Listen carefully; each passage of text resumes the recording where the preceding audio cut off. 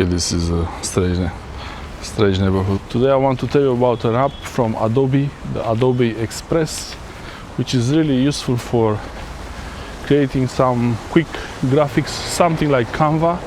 I think it's a competitor to Canva, direct competitor. I have both. I use both Canva and Adobe Express, but I tried Adobe Express now and it seems like it's more easy to do things in that. It has some limitations for premium. I don't use the premium, I just use the free options for as long as they last. When there is no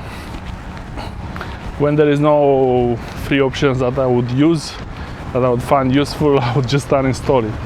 But today I want to tell you about a new app from Adobe. Actually, it's not a new app, it's just new functionality they added to an existing app, and it's the it's so sunny here. It's the app is Adobe Express. Oh, okay, in the shadow. The app is Adobe Express, and the app is called Adobe Express, and it's already an existing app. It has some functionality. I tried it, but now they started to use AI into it. You can now use Adobe Firefly Generative AI into the Adobe Express app. They are good, but not as good as they could be or they should be, to replace the real videos and graphics. And I could be real or I could be not, but I'm 100% checked. But I'm actually 100% certified organic material meat.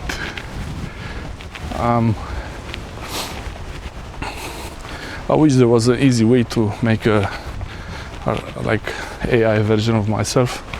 Just tell it to what to tell you and it will say it maybe in the future. But for now, I'm 100% certified organic meat. Yeah, maybe not organic. I don't eat very healthy, so whatever, you know what I mean by organic. Carbon-based life form, not oil and steel-based life form or silicone-based life form. So if you want to know, there is an easy. I've been using this technique for a while. How to tell if an image you're looking at is real or if it was generated by AI. It's very easy actually, yet still they're not so advanced that they will hide it so well. Most important is to look at the corner of the eyes here, especially the eyelashes, and the key is to zoom in. Any image you will see now, I will show you on this side or this side, I'm not sure exactly which side. You will see on the side here pictures. They are generated now, faces of women, men, and puppies I generated, and hands. So the faces of women, from a distance, from a relative zoomed out perspective, they look normal. Some of them, they look obvious, like it's cartoonified. But I asked it to generate photorealistic images.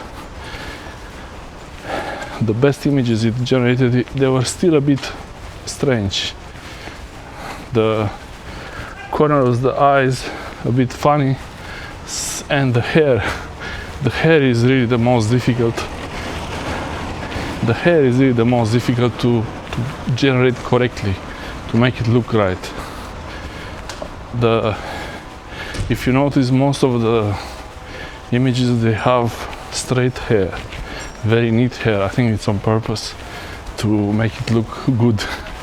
If you try to generate an image with curly hair, it's gonna be a disaster. It's gonna be all confused. Like I asked it to show an image with messy hair, and Like you will not have normal looking hair, you will have some strange lines and blurry, fuzzy patches. Like I will show you now on the side. All these, you can use them as, you can use all these as clues to tell that you're looking at a AI generated image. Also, there is something about them, just can't explain it.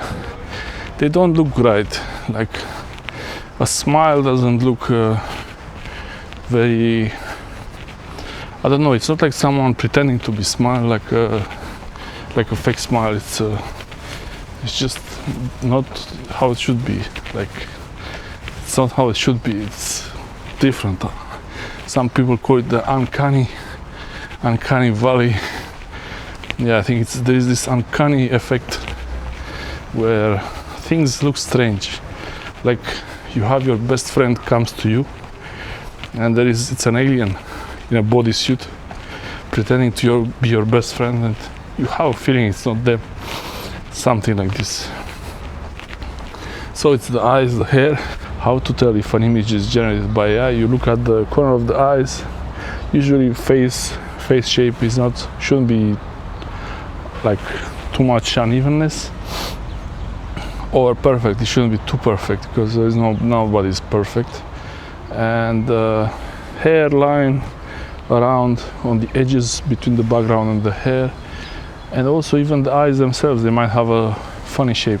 And if you want to look at the worst thing that the AI will make, look at the hands. Ask it to generate the hands. I don't know why they always get the hands wrong. I'm sure at some point for some reason they always get the hands wrong. The hands, like 5 fingers, for some reason I don't know why they add fingers between fingers. They make like double fingers or a lot of weird things, and that's like a first place I would go to check if it's real or not, the picture. Even video now, the video can be generated. I think there will be a point when it gets so good that you cannot tell anymore, and then you don't trust anything that's online. Still, you shouldn't trust anything that's online anyway. Even if it's a real video or a picture, it doesn't mean that it was not modified with traditional means of modifying the pictures. You can still tell if an image was generated by AI, but I think not for long. In a few years it's going to be very difficult. But a lot of things combined, you will get an idea if a picture is real. Thanks for watching. It's really noisy. Hope this is useful for someone. But instead of the faces, to ask it to generate some really fantasy things, something like imaginary alien worlds. That is actually what I believe this is really useful for illustrations and interesting, very unusual ideas. I think that's really the best thing to use it for design concepts, unusual worlds, alien-like landscapes. Wow, I just made that up. So it's always good to have extra tools. I don't think it's gonna take someone's job.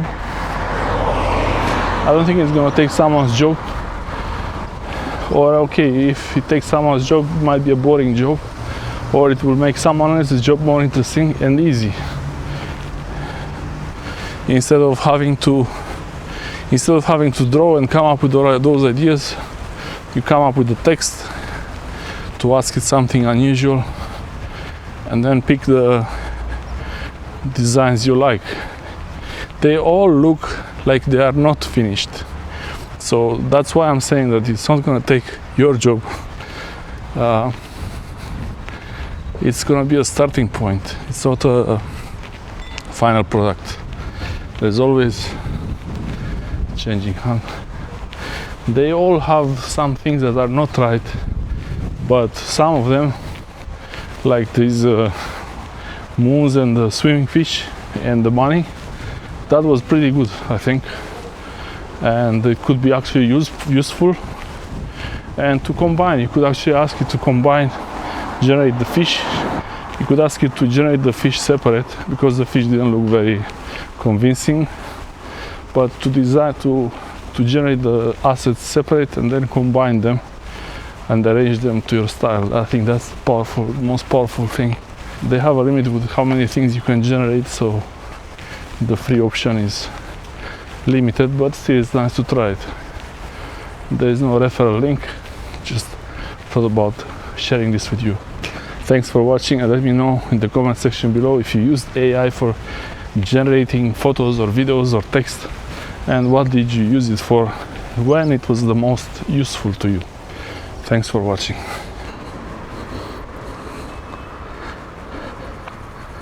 That's the clothing bank. It's like the Beverly Hills of Larnaca. Fancy houses everywhere. Nice tree. Thumbs up for the houses.